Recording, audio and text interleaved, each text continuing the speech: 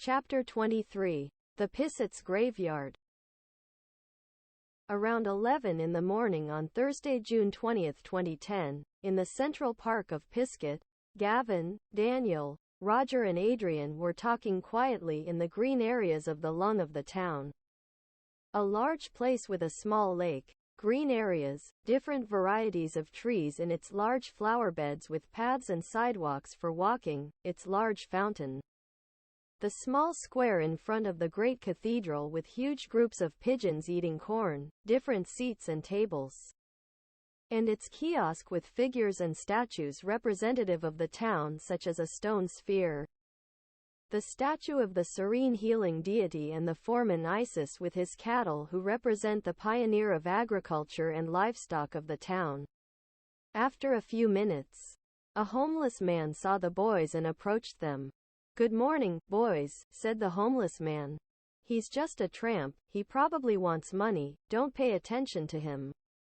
"Let's go, guys," said Adrian abruptly. "Wait, I don't want money," replied the homeless man. "What can I offer you, sir?"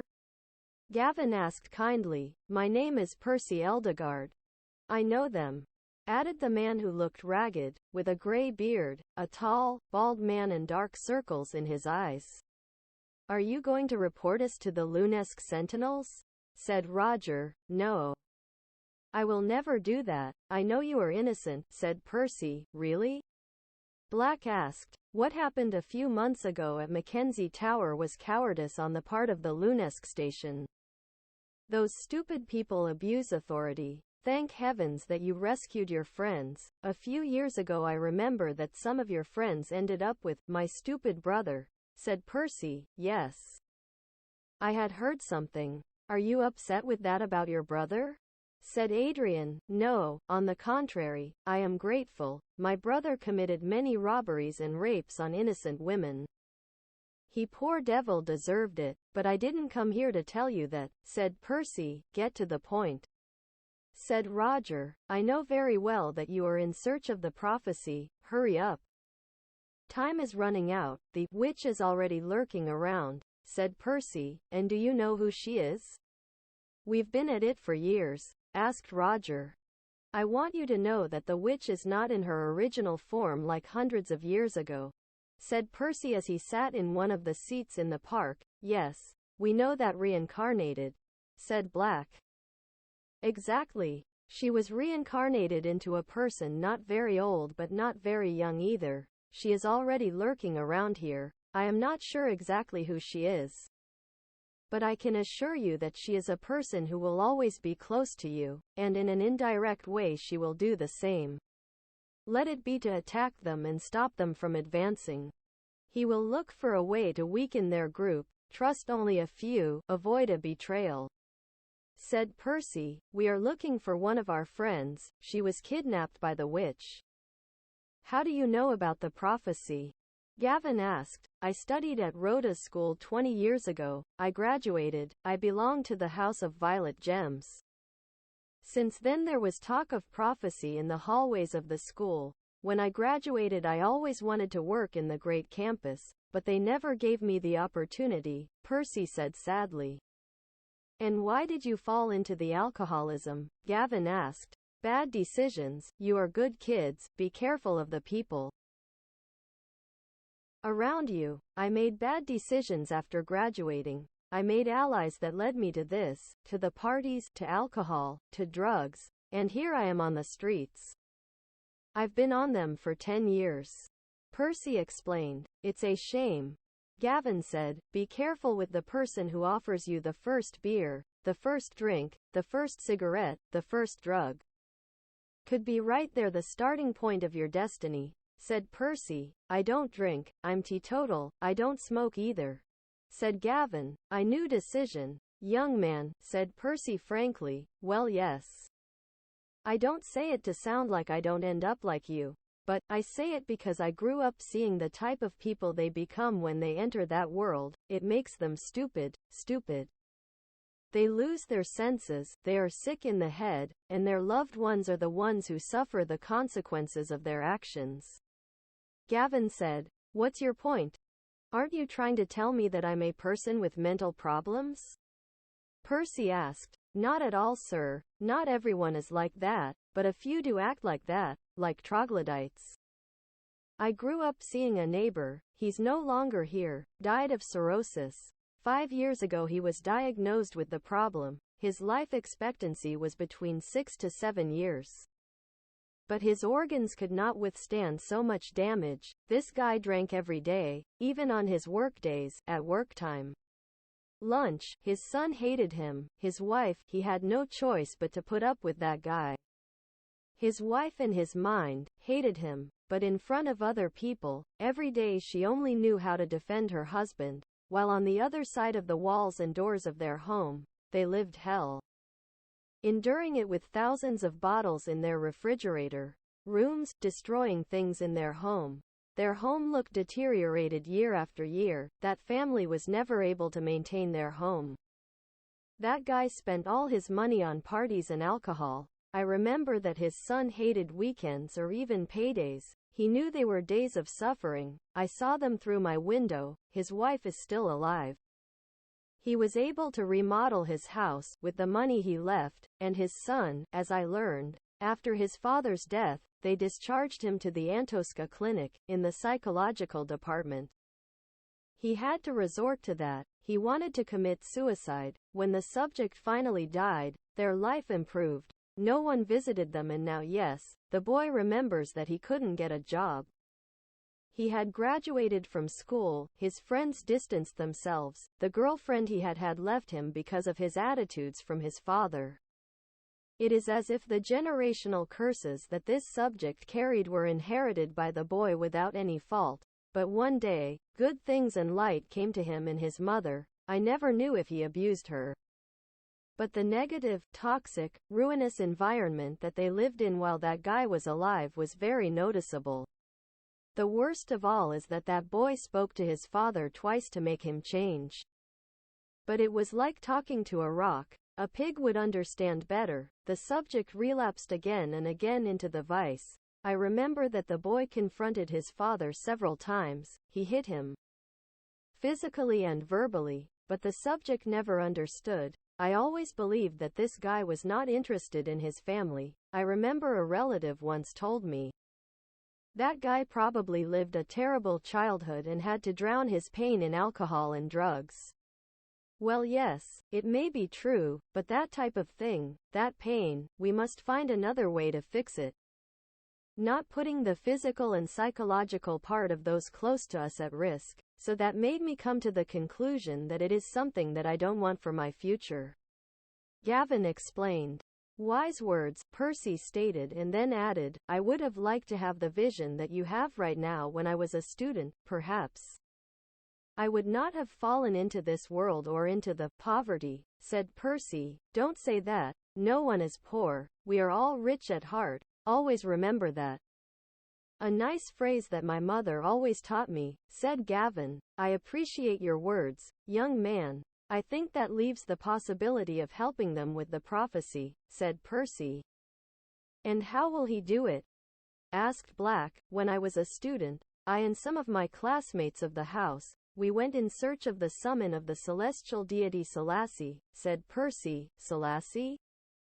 The king of the jungle, Adrian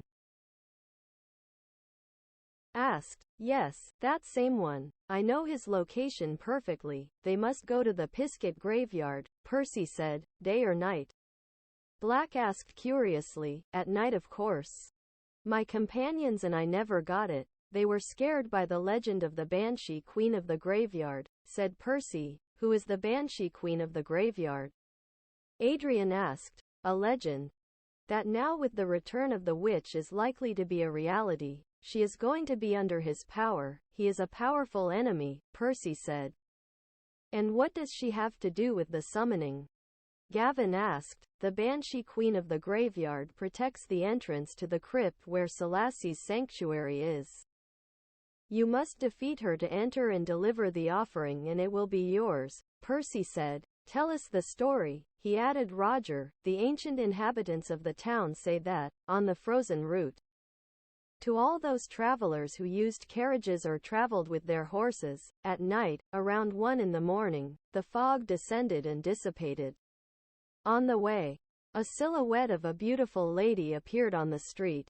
She tried to stop the travelers, with the request that they take her to the destination she indicated. If she was denied transportation, she would take revenge, and kilometers later, she would appear inside the carriage, next to the rider or on a horse to the side, causing the traveler to lose control of the carriage or horse and fall into the gorges of Death Mountain.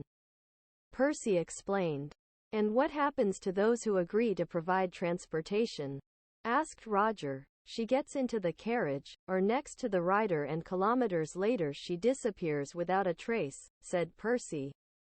We will go tonight for the summoning, said Gavin. Not so fast, first they must go to the waterfall in Woodham Lands, Percy added. What will we do there? Asked Black. At the peak of the waterfall, there is a small grotto with the figure of a lion. There they will take the chalice with the sacred ash, they must take it to the graveyard. Defeat the banshee and obtain the summon. It is my contribution to you so that you can have one more weapon against this fight. I hope it will be of great help, said Percy, and everyone thanked him. I almost forgot, be careful with the banshee. Their magic of petrification and zombie state are deadly. Be careful of that. The graveyard at night is full of ghosts, zombies, crows, bats, mummies and skeletons, and I have something else to tell you, said Percy. About what? Asked Roger with curiosity. I heard that from some sentinels the other day. The city council has grown a lot in its economic rations, thanks to the taxes paid in the town. There's a lot of money, a lot of wealth, a lot of gold. This is serious. If the witch finds out about this, it could be serious since she controls the Lunesque station and this can open doors, said Percy. The ruin, as the prophecy says. Adrian added. Do you think the witch has something to do with the banshee?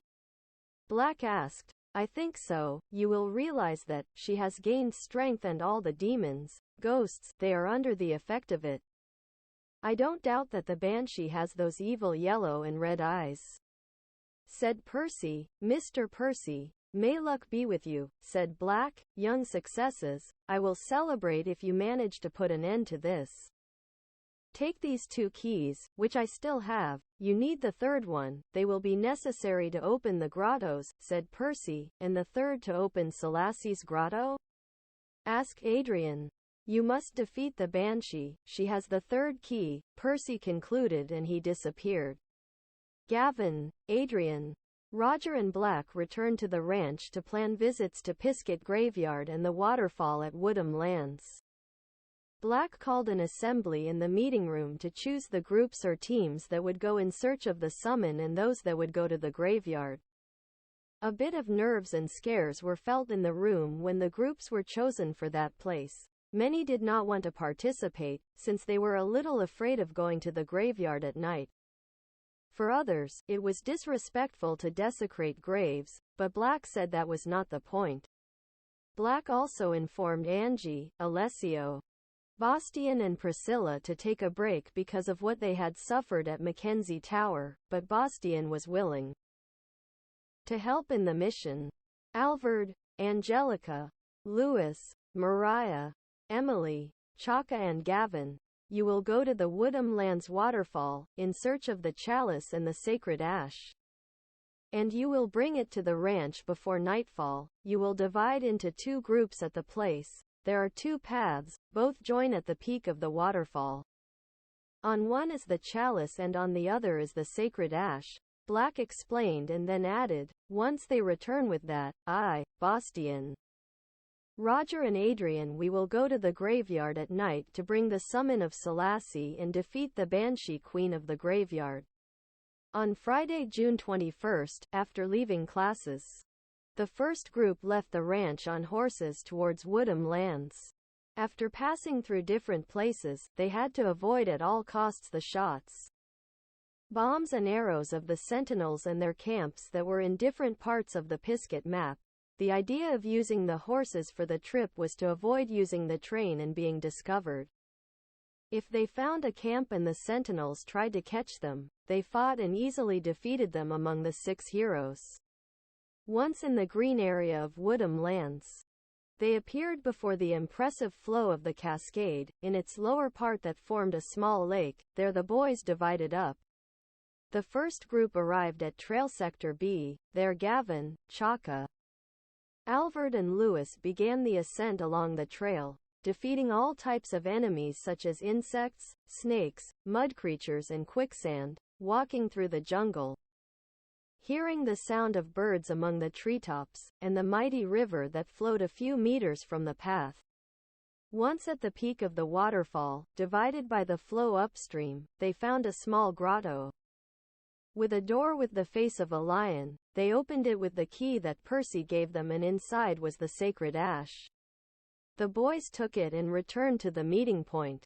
The second group was in the Z Trail sector. There Mariah, Emily and Angelica, in the same way as the first group, began the ascent along the path. They defeated all the enemies within the jungle path.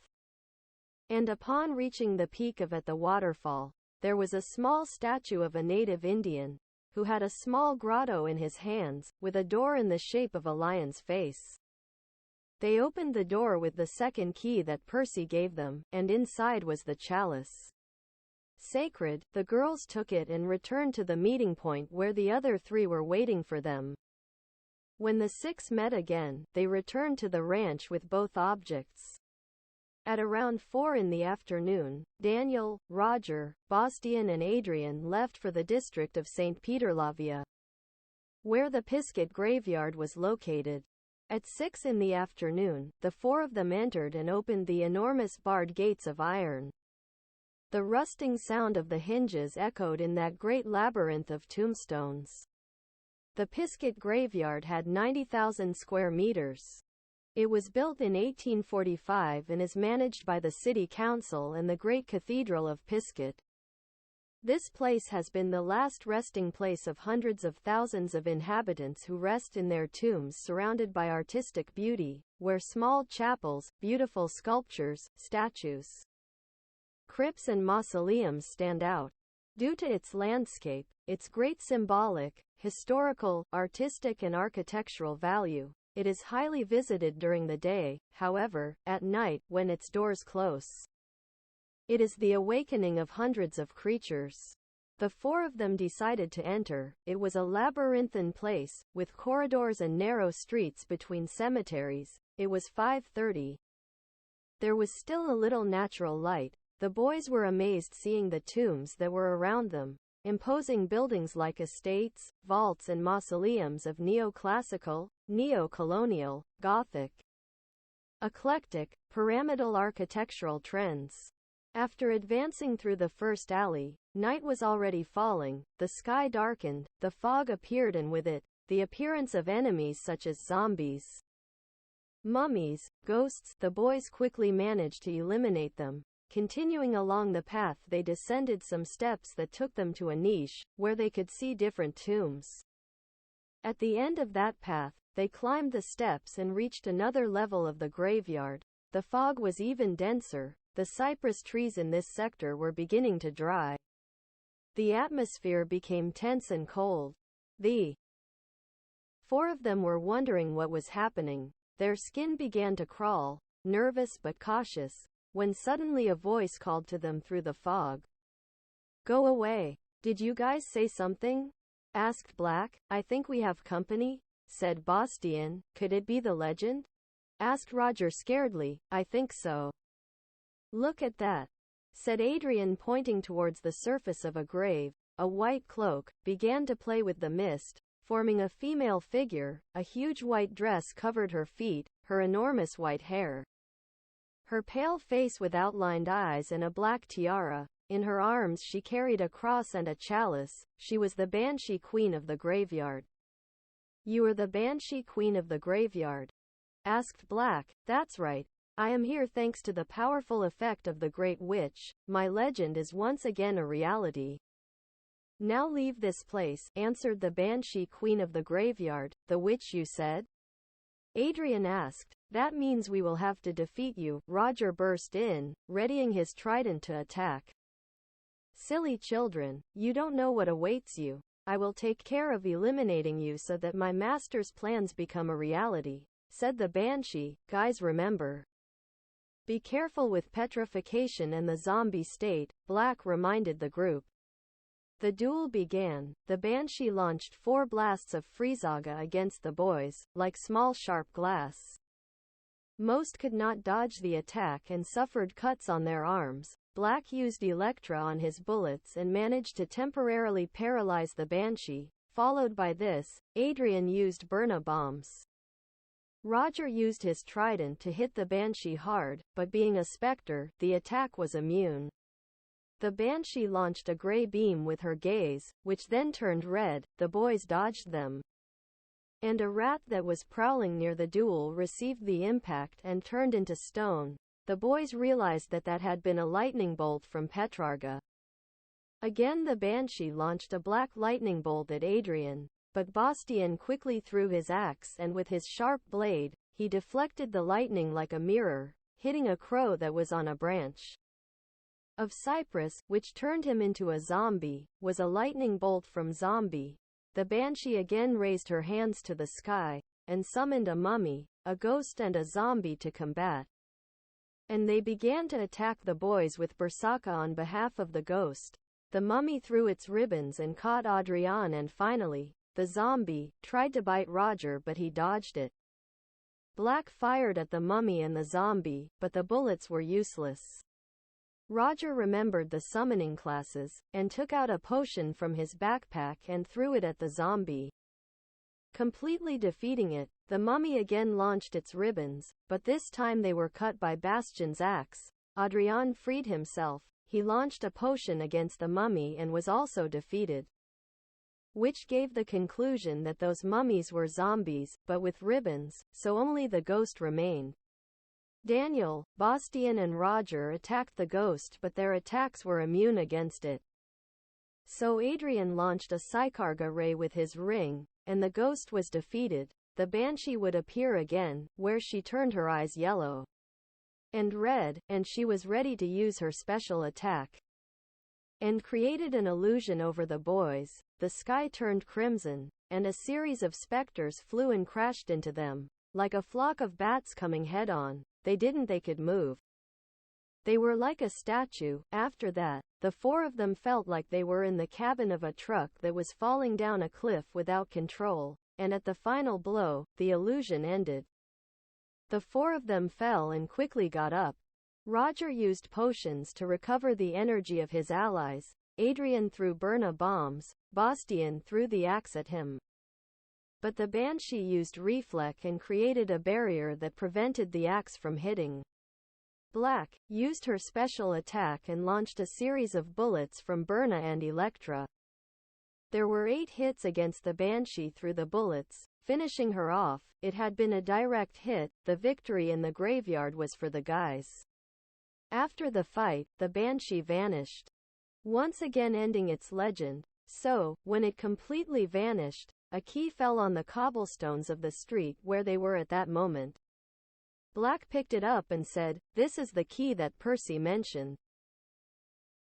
Come on." After collecting the key, they found another iron gate, which connected to a small garden, where there was a small tombstone. In it there were 2 statues of a lion, and in the center, a door with 3 keys. The boys entered the keys, and the doors opened. They made the respective reverence and left the offering inside that small grotto, the chalice and the sacred ash. When the spirit of Selassie, the king of the jungle, joined Roger, the summoning celestial deity Selassie had joined the group. After this, in that same garden in the graveyard, it was around 7 at night, a lamp appeared. They approached to activate it. Its purple light and white glow came on, warning that it was ready to be used. So the 4 of them returned to the ranch that night, arriving safely, telling the rest of their friends at the ranch about obtaining the summoning, defeating the banshee as another of the witch's vassals, and they went to rest for the next day.